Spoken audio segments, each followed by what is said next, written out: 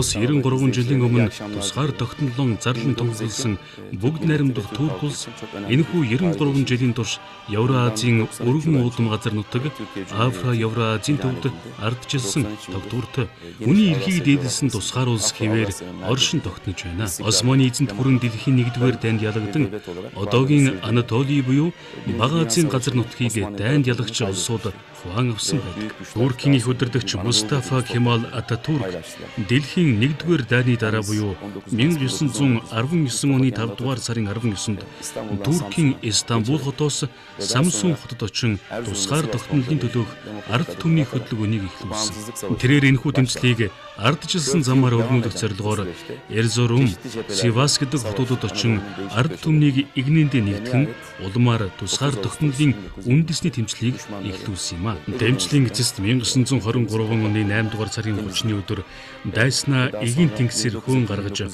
улмаар Мустафа Кемал Ататүрк болон түүний зэвсэг нэгт нөхөд 1923 оны 10-р сарын 29-ны өдөр Турк улсыг бүгд найрамдах улс хэмээн зарлан тунхагласан байдаг.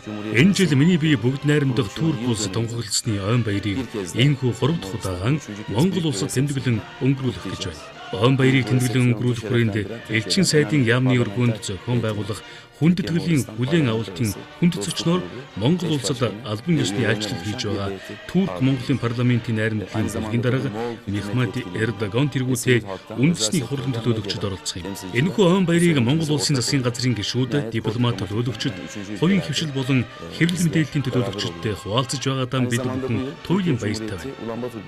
Үүний хажуугаар нэг жил бүгд найрамдах Турк улсаас Монгол улсад суугаа элчин сайдын яам үүсгэн байгуулагдсны 20 жилийн ой тохиож байна. Бүхнээс илүүтэйгээр энэ жилийн онцлог зүйл бол 2016 оны 7-р сарын 15-ны өдөр Турк улсад болсон төрийн эрхийг цэргийн хүчээр гартаан оруулахыг завдсан үйл явдлын дараа тэрхүү ойн баярыг тэмдэглэн өнгөрүүлэх гэж байгаа явдал юм.